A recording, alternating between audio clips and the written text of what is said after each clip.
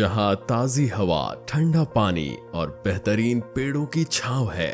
हाँ, तुम्हारे शहर से अच्छा मेरा छोटा सा गांव है। हमारा राज्य झारखंड सदियों से अपनी समृद्ध ऐतिहासिक, सांस्कृतिक और पारंपरिक विरासत के लिए जाना जाता है। खनिज संपदा की प्रचुरता इस राज्य को विश्व पटल पर एक अलग पहचान दिलाती है, लेकिन झारखंड के आम जन को इसका समुचित लाभ मिलना आज भी शेष है। भारत गांव का देश है। ग्रामीण परिदृश्य से ही किसी भी देश प्रदेश के विकास का सटीक आकलन किया जा सकता है। विकसित भारत का सार ग्राम्य विकास में ही अंतर्निहित है। बावजूद इसके झारखंड के कई गांव दशकों तक गरीबी, अशिक्षा और पलायन का दंश झेलते रहे हैं। महात्मा गांधी ने कहा था कि भारत गांव का देश है। अगर गांव का कायाकल्प कर दिया जाए तो समुचित राष्ट्र का विकास संभव है। नमस्कार, दूरदर्शन के इस खास कार्यक्रम गांव यात्रा में आपका बहुत बहुत स्वागत है।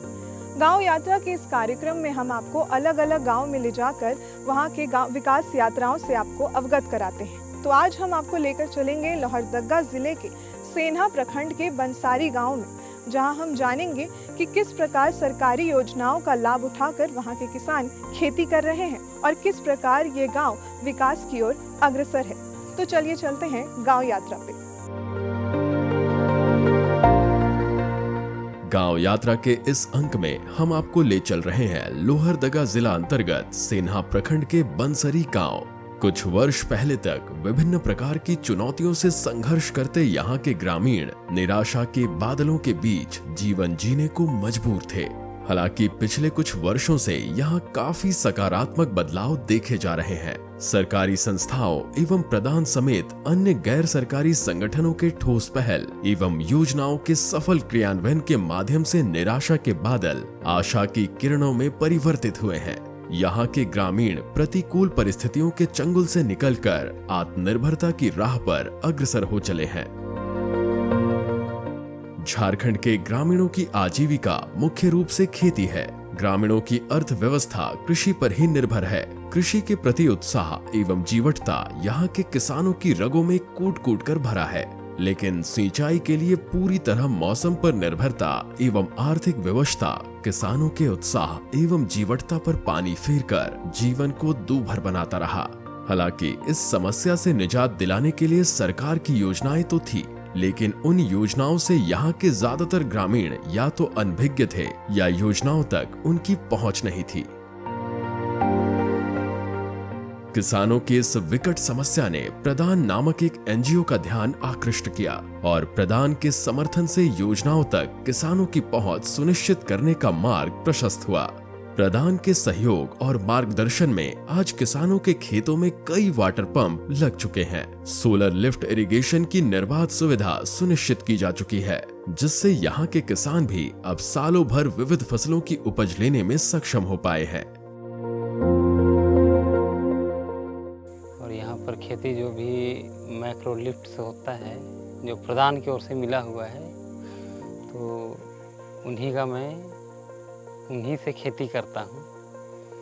और यहाँ पर ये जो लगा हुआ है, इसके द्वारा से कुल हम लोग 16 ऐसे हैं घर जो खेती करते हैं पूरा लॉट में।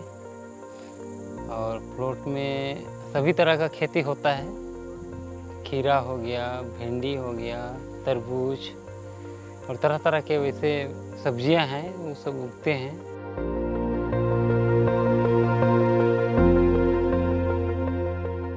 जब ये सोलर सिस्टम नहीं था उस समय ये सब जो जितना भी खेत दिख रहा है इस समय बंजर था, कुछ खेती वगैरह नहीं होता था, इसीलिए कि पानी का सुविधा नहीं है। और जैसे यहाँ डैम भी नहीं था तो पानी रुकता नहीं था और सब बह के निकल जाता था।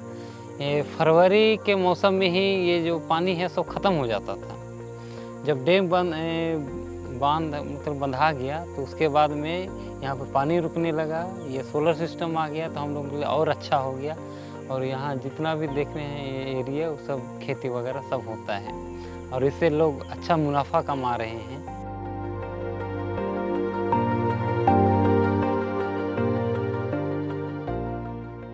उस समय तो मैंने जैसा तैसा हम लोग खेती कर रहे थे, लेकिन प्रधान के आने के बाद इधर सिंचाई का सुविधा हम लोग को उपलब्ध हुआ और सिंचाई के सुविधा उपलब्ध होने के बाद हम लोग खेती बाड़ी में अच्छा से खेती बाड़ी करने लगे और आधुनिक खेती और आधुनिक खाद के जरिए हमारा जो जीवन स्तर कुछ हद तक ऊंचा उठ पाया है। गांव के ज्यादातर किसान पारंपरिक फसलों की जगह नकदी खेती को अपना रहे हैं। टमाटर, मिर्च, हरी सब्जी, मक्का, तरबूज आदि की खेती करके ये किसान धान जैसी पारंपरिक खेती के मुकाबले काफी अच्छी आय प्राप्त कर रहे हैं। कुछ प्रगतिशील किसान गेंदा और गुलाब की खेती करके अपनी आर्थिकी को सुदृढ़ कर रहे हैं। मैं वही गेंदा फूल लगाए थे और वही गुलाब का फूल लगाए थे। बिक्री इसमें मतलब दिवाली और दशहरा इस समय फूल का मांग तो अच्छा डिमांड होता है और आमदनी तो अच्छा हुआ था। अंतर इसमें थोड़ा जल्दी हुआ है, मतलब 1.5 महीना 2 महीना के हिसाब में ये थोड़ा जल्दी और खेती की अपेक्षा जल्दी हो जाता है और आमदनी हुआ मतलब वही 25,000 जैसा। रासायनिक उर्वरकों एवं कीटनाशकों से मृदा पर पड़ने वाले दुष्प्रभाव को देखते हुए यहाँ के किसानों को जैविक खेती के लिए जागरूक एवं प्रोत्साहित किया जा रहा है। प्रदान नामक एनजीओ के द्वारा न सिर्फ इन्हें विभिन्न प्रकार के कृषि योग्य जैविक उत्पाद बनाने का प्रशिक्षण दिया जा रहा है, बल्कि उसके लाभों से भी अवगत कराया जा रहा है, जिससे प्रेरित होकर यहाँ के किसान बड़ी मात्रा में जैविक खेती को अपना रहे हैं। जैविक खेती से न सिर्फ इनके खेतों की उर्वरा शक्ति पुनर्जीवित हो रही है, बल्कि इन्हें गुणवत्तापूर्ण पोषक उत्पाद भी मिल पा रहा है। जैविक करने से ही फायदा है कि इसमें काफ़ी खेती लंबे टाइम तक कर सकते हैं और रासायनिक करने से उसमें इस साल लगाए 5,000 तो अगले साल उसका 5,000 का दुगुना बढ़ जाता है, 10,000 हमको लगाना पड़ता है, तब रासायनिक खेती होता है। और जैविक में तो अबर लगाए 5,000 तो अगले साल हमको लगाना पड़ेगा वही 2,500। मेरा आमदनी अधिक होता है। रासायनिक में तो कभी हुआ तो कभी होबे नहीं करता है।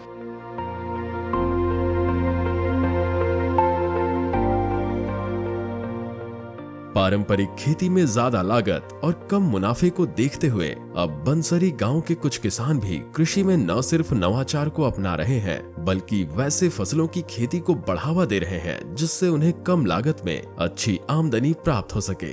प्रदान संस्था के समर्थन एवं मार्गदर्शन में इस गांव के कुछ प्रगतिशील किसान ड्रैगन फ्रूट्स की खेती के लिए भी आगे आए हैं, जिससे इनकी आय में वृद्धि की असीम संभावनाएं विकसित हुई हैं।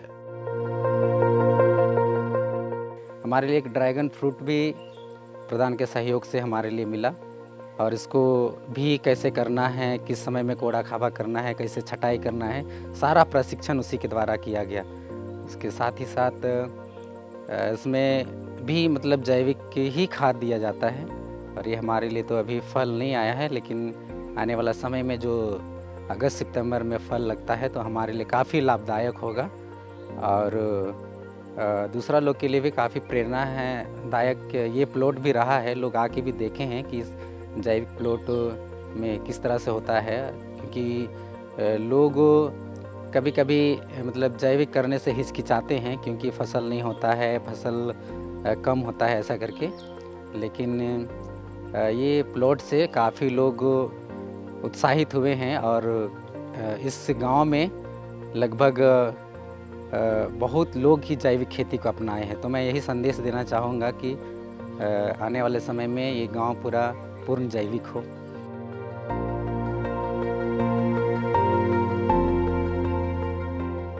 प्रदान जैसे एनजीओ यह सुनिश्चित करने के लिए प्रयासरत हैं कि किसान इन तमाम योजनाओं का भरपूर लाभ लें ताकि उनकी आय में वृद्धि का मार्ग प्रशस्त हो। इसी कड़ी में खासकर छोटे और सीमांत किसानों को मचान खेती के लिए प्रोत्साहित किया जा रहा है। मचान खेती से जहां किसान एक साथ विविध फसल की खेती करके अच्छी एवं गुणवत्तापूर्ण उपज प्राप्त कर रहे हैं, वहीं अपने लाभ को भी कई गुना बढ़ाने में सक्षम हुए हैं। अभी हम मचान खेती कर रहा हूँ और इसमें फायदा ये है कि ऊपर वाला फसल 3 प्रकार का लगाते हैं और ज़मीन में भी, ज़मीन के अंदर होने वाला भी फसल लगाते हैं और ज़मीन से ऊपर छोटा पौधा फलने वाला वो वाला भी 2 तरह का फसल लगाते हैं। और इसमें ये भी फायदा है कि इसमें ना मिट्टी बंजर नहीं होता है और उपजाऊ बनाने के लिए हम लोग इसमें ये मृदा शक्ति खाद देते हैं। इसमें हम लोग यूरिया DAP खाद कुछ नहीं डालते हैं। यूं तो झारखंड के किसान बेहद मेहनती और लगनशील हैं, मगर बंसारी गांव के किसानों को यहां पर अपनी खेती के लिए पहले बारिश के पानी पर निर्भर रहना पड़ता था, मगर सोलर लिफ्ट इरिगेशन की मदद से उन्हें आज अपनी खेती में काफ़ी मुनाफा हुआ है, जिसमें कि जो कि प्रधान संस्थान की मदद से उन्हें मिल पाया है, जिससे कि वो परंपरागत खेती के साथ साथ वे आज नगदी फसलें भी उगा पा रहे हैं, जिसमें कि उदाहरण स्वरूप टमाटर की खेती, मिर्च की खेती, गेंदे फूल की खेती, गुलाब की खेती और केले की खेती भी वे कर पा रहे हैं, जिससे कि उनके आय में काफी वृद्धि हो पाई है और उनका जीवन स्तर काफी समृद्ध हो पाया है। किसी भी गांव का विकास सिर्फ खेती से संभव नहीं, बल्कि इसके लिए बहुआयामी दृष्टिकोण अपनाना अत्यंत जरूरी होता है। गांव के समेकित विकास के लिए रोजगार सृजन के साथ साथ आमदनी के अन्य संभावनाओं को भी तलाशना एवं तराशना निहायत ही आवश्यक हो जाता है। सरकारी एवं गैर सरकारी संस्थाओं ने ग्रामीणों को कृषि के साथ साथ पशुपालन के लिए भी प्रेरित किया है, जिसका सकारात्मक प्रभाव आज इस गांव में भी दिखता है। बड़ी संख्या में यहाँ के किसान गौ पालन, मुर्गी पालन और बकरी पालन करके समृद्ध एवं सशक्त हो रहे हैं।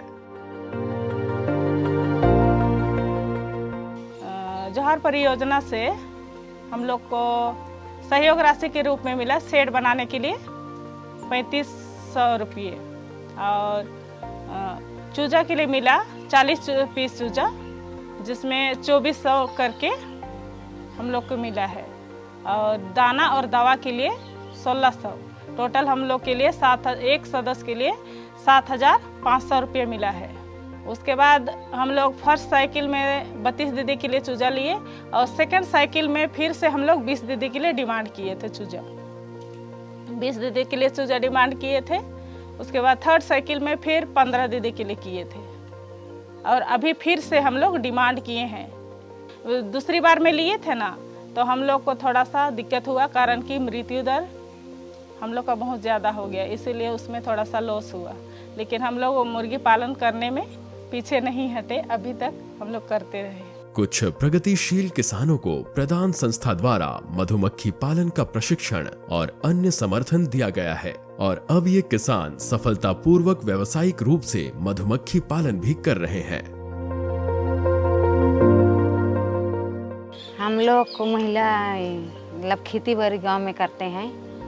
उसके बाद में खेती बाड़ी करते हैं तो महिला मंडल बैठते हैं, उधर से मधुमक्खी पालन मिला है तो मधुमक्खी पालन मिलना चालू किया। उसके बाद में फिर इसको बिक्री करते हैं और छोड़ा के बिक्री करते हैं। ये साल भर इसका अथी होते रहता है, तो ये वाला अथी बना के फिर डालते हैं 8 पीस, तो इसमें मधुमक्खी अपना छतरी बना लेता है, फिर रास करता है। मधुमक्खी हम लोग नहीं, अभी इसको जब निकालेंगे तो उसका वही जगह रहेगा, उसी में रहेगा, उसमें नहीं निकलता है।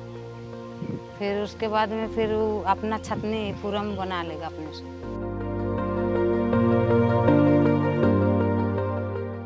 आदिवासी बहुल गांव होने के नाते यहाँ के ग्रामीणों का प्रकृति से लगाव होना लाजिमी है। अपनी कई जरूरतों के लिए ये ग्रामीण आज भी प्रकृति पर ही आश्रित है। प्रकृति भी सदियों से बेरोक टोक इनकी जरूरतों को पूर्ण करती आई है।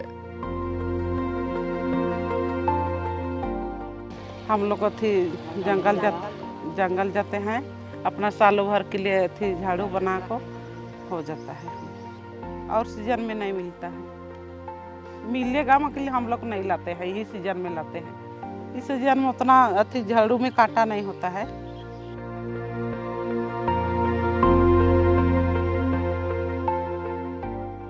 झारखंड के कई गांव में बुनियादी सुविधाओं का अभाव आज भी परिलक्षित होता है। ग्रामीणों को पेयजल एवं दैनिक उपयोगार्थ पानी के लिए काफी दूर जाना पड़ता था, लेकिन हर घर नल जल योजना के द्वारा इन चुनौतियों पर विजय हासिल की जा रही है। बंसरी के ग्रामीणों के घर तक भी आज सोलर जल मीनार के द्वारा पेयजल की आपूर्ति हो पाना संभव हो पाया है। देखते हैं अभी के समय में पानी से बहुत तरह की बीमारियां होती है, तो फिर वो स्वच्छ पानी पीने के लिए फ़िल्टर उपयोग कीजिए कह के दीदियों को जाके बतलाए हैं। ये बतलाए कि पानी के बहुमूल्य को समझना है। अगर हम दिनों दिन यूं ही पानी को बहाते रहेंगे तो आने वाले समय में पीढ़ी में पानी की आवश्यकता बढ़ते जा रही है और पानी की मात्रा, पानी का सोता जो है जल स्तर धीरे धीरे दिनों दिन नीचे जा रहा है। तो फिर उसको कैसे बनाए रखें, इसके विषय पे दीदियों से बातचीत किए। आज दीदी लोग समझ पाई हैं। आज मेरे गांव में अभी अधिकतर नल लग चुका है। एक तो आशा करती हूँ जो बातें बतलाई गई हैं वो बातों पर वो दीदी खरे उतरे और पानी को बचत करके अपना उपयोग करेंगे, अपने काम को भी जारी रखेंगे। गांव में कई परिवार ऐसे होते हैं जो स्वयं का एक पक्का आवास होने का सपना लिए ही इस दुनिया से विदा ले लेते हैं, लेकिन प्रधानमंत्री आवास योजना के सफल क्रियान्वयन से अब उनके सपने साकार हो रहे हैं। आज उनकी आवास आकांक्षाएं हकीकत में तब्दील हो रही हैं।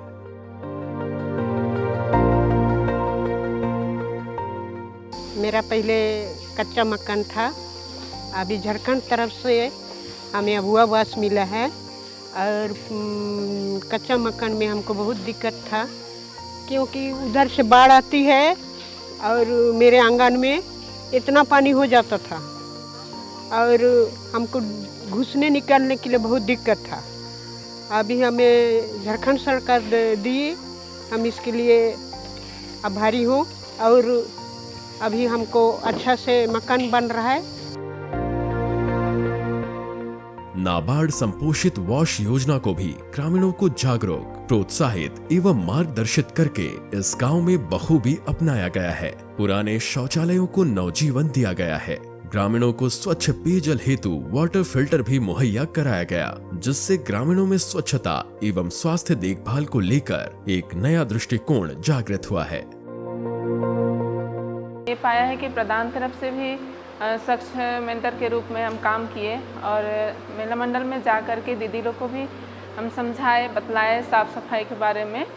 जैसे हो गया शौचालय यूज करना हुआ, पानी साफ पानी पीने के लिए पानी फिल्टर का उपयोग कीजिए बोल करके बतलाए हैं। और मेरे गांव में दीदी लोग 20 दीदी हैं जो अभी फिल्टर का उपयोग कर रही हैं। फिर बायफ तरफ से देखते हैं वो बाथरूम का शौचालय जो है उसका मरम्मत हुआ है और लोग अपने से नहीं करा पा रहे थे। आज बायफ संस्था की मदद से बाथरूम को भी साफ सफाई हो गया है और लोग उसका उपयोग कर पा रहे हैं। कभी खरपतवार एवं जंगलों से पटी गांव की बंजर भूमि आज आम, अमरूद, पपीता, केला आदि के हरितीम पौधों से आच्छादित नजर आ रहा है। यह आम बागवानी न सिर्फ किसानों के लिए एक टिकाऊ सालाना आमदनी का जरिया प्रदान कर रहा है, बल्कि बेहतर एवं टिकाऊ पारिस्थितिकी तंत्र को भी सकारात्मकता से विकसित कर रहा है। पौधों के बीच खाली पड़े जमीन पर किसान सालों भर विभिन्न प्रकार के साग सब्जियों का उत्पादन करके नियमित आय भी हासिल कर रहे हैं।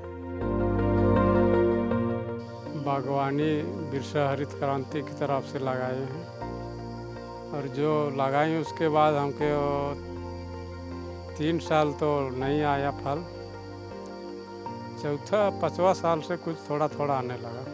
और ये बगल में जो खाली जगह इसमें कभी कभी हम सब्जी भी उगाते हैं, इसमें हमको मुनाफा हो जाता है और करीबन हमको साल में 15-20 हज़ार से ऊपर का बिक्री होता है बाज़ार में।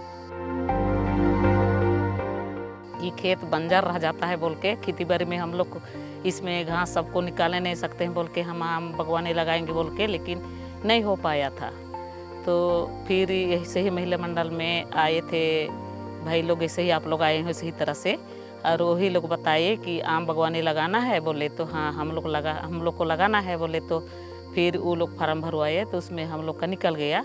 तो फिर आम बागवानी लगाए इसलिए इसमें बीच में हम लोग खेती भी लगाते हैं, कुछ कुछ लगाते हैं, तो इसमें भी हम लोग को फ़ायदा होता है। इसलिए हमको बहुत इससे खुश हैं हम, और हमको बंजार रहने से बच गया हमारा खेत, ऐसे ही इसमें हम खुश हैं।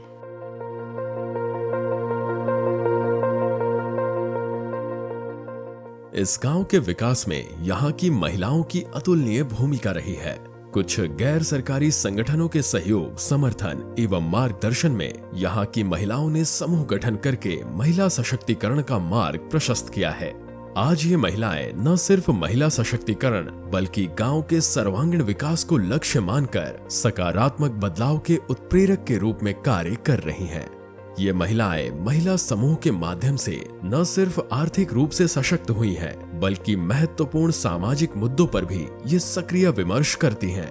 ग्राम विकास की योजनाओं को रेखांकित करने से लेकर सामाजिक बुराइयों को समाज से मिटाने तक में इनकी आवाज को महत्व दिया जाता है।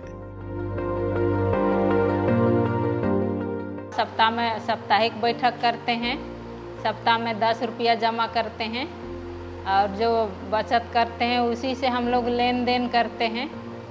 जब से ग्रुप बैठक कर रहे हैं तब से हम लोग को किसी से उधार मांगना नहीं पड़ता है, ग्रुप से ही निकाल के लेते हैं। इसमें से कोई दीदी लोग का कोई नुकसान नहीं हो रहा है, सारे दीदी लोग का फ़ायदा हो रहा है। जैसे कि बाल विवाह हो, जैसे 12 साल का बच्चों का शादी, ये सब को हम लोग जाके रोक लगाते हैं कि ये सब करना नहीं है, क्योंकि बहुत कम एज का होता है।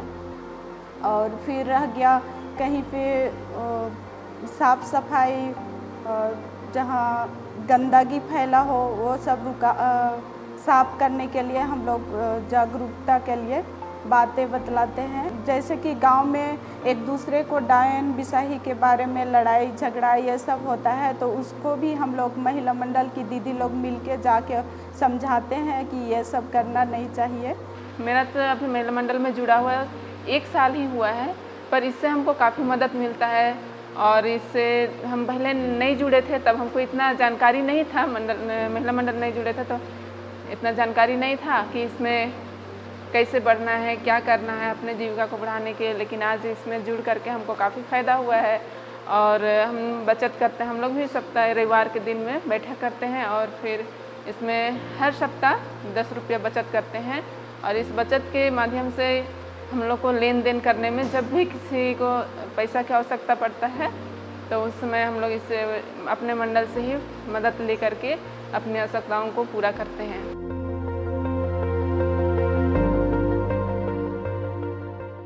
तो ग्रामीणों से हमने बात करी है, जाना कि यहाँ की कुछ महिलाओं ने मिलकर एक समूह का गठन किया है, महिला समूह का गठन किया है, जो कि इस विशेष परिस्थिति में यहाँ के ग्रामीणों और महिला समूह के सदस्यों को एक ऋण मुहैया कराने में मदद करती है। साथ ही एक हर ट्रांजैक्शन का ये लोग बारीकी से रिकॉर्ड भी रखते हैं। अगर हम बात करें गांव के विकास की, तो ये महिला समूह गांव के विकास की रूपरेखा भी तैयार करती है। साथ ही समाज में हो रही कुरीतियों के खिलाफ आवाज़ उठाने में भी मुखर रहती है। तो ये महिला समूह न केवल महिलाओं को सामाजिक रूप से सशक्त बल्कि आर्थिक और मानसिक रूप से भी सशक्त बनाने में महत्वपूर्ण भूमिका निभा रही हैं। किसी भी गांव के विकास का पैमाना आज के युग में वहां उपलब्ध स्वास्थ्य सेवा एवं शिक्षा से आंका जा सकता है। इन दोनों स्तर पर इस गांव में ठोस प्रयास किया जाना जरूरी है। जो चाइल्ड मैरिज की, जो हमारे क्षेत्र में बहुत ही ज़्यादा चाइल्ड मैरिज होता है समाज के अंदर। चाइल्ड मैरिज हालांकि क्या है इनको ग्रामीण क्षेत्र में पता नहीं चलता है। उसी के साथ साथ हम लोग जागरूकता कार्यक्रम चलाते हैं, साथ ही साथ बच्चों के लिए राइट्स है उसके बारे में बताते हैं, अधिकार के बारे में बताते हैं, चाइल्ड मैरिज क्यों नहीं करना है इसकी सारी जानकारी हम लोग देते हैं। जहां हम लोग को चाइल्ड मैरिज पता चलता है तुरंत हम लोग सीओ, बीडीओ और थाना के साथ मिलके बच्चों को रेस्क्यू करते हैं। साथ ही साथ हम लोग ये ठाने हैं कि 2037 तक पूरे भारत को चाइल्ड मैरिज मुक्त भारत बनाएंगे। यहाँ पर हमारे गांव में सरकार के द्वारा बहुत सी योजनाएं हुई हैं, जैसे कि जल नल योजना, उसके तहत हम हर एक घर में फ़िलहाल नल लगा है। अभी तो 2 जगह लगा है, पर एक जगह चालू नहीं हुआ है और एक जगह चालू हो चुका है। और इसी तरह से यहाँ पे बहुत से हैं घर मिले हैं लोगों को। और अभी जो नया योजना आया है जो अबुआ आवास, उसके तहत भी 2-3 जन को मिला है। नौकरी का समस्या है जिसके चलते बहुत से लोग पलायन भी करते हैं। प्रधान संस्था है, उनके द्वारा भी बहुत से लोगों को जागरूक किया गया है। उनके द्वारा महिला मंडल का विकास किया गया है, उसके द्वारा उनके महिला मंडल में भी बहुत लोगों को जागरूक किया गया। और हमारे गांव में कृषि होने के चलते लोगों को बहुत जागरूकता उन लोगों को किया गया कि ताकि वो लोग खेती बाड़ी करें और पलायन रुके।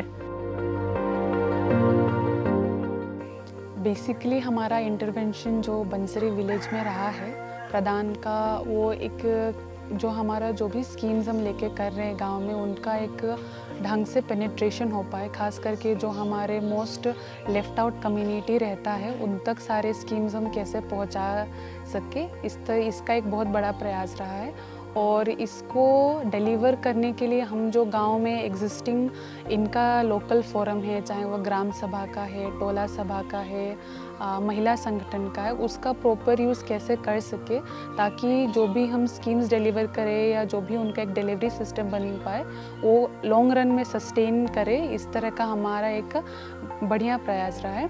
इसमें हम लोग अलग अलग लाइवलीहुड एस्पेक्ट्स में बी कीपिंग, साथ ही साथ मैरीगोल्ड और अदर प्लांटेशंस जिसमें हम लोग फ्रूट्स और फ्लावर्स को भी रिसेंट में कवर करना स्टार्ट किए हैं। विकास एक बहुआयामी निरंतर प्रक्रिया है। बंसरी गांव भी अनेक चुनौतियों से जूझता रहा है। सरकारी संस्थाओं एवं गैर सरकारी संगठनों के कुशल मार्गदर्शन तथा ग्रामीणों के अनवरत सहयोग, समर्थन एवं सामंजस्य से कई योजनाओं को इस गांव में कार्यान्वित किया गया, जिससे रोजगार सृजन के साथ साथ पलायन पर भी रोक लगी। हालांकि इस गांव को विकसित गांव की श्रेणी में लाने के लिए अभी काफी कुछ किया जाना जरूरी है, लेकिन ग्रामीणों के लगन, उत्साह, जीवटता एवं गैर सरकारी संगठनों के सहयोग और मार्गदर्शन को देखते हुए ऐसा प्रतीत होता है कि आने वाले दिनों में यह गांव तमाम चुनौतियों पर विजय पाते हुए विकसित गांव के लक्ष्य को पाने में सफल होगा। तो आपने देखा कि इस गांव के किसान कितने मेहनती, लगनशील और दृढ़ संकल्पी हैं। एक मदद के हाथ से किस प्रकार क्रांतिकारी बदलाव लाए जा सकते हैं, इसका जीता जागता उदाहरण है बंसरी गांव। प्रधान संस्थान जैसे कई एनजीओ के योगदान से आज इस गांव में सकारात्मक बदलाव आए हैं। तो ये कहना गलत नहीं होगा कि ये गांव अपने आप को विकसित गांव की श्रेणी में जल्द ही खड़ा कर लेगा।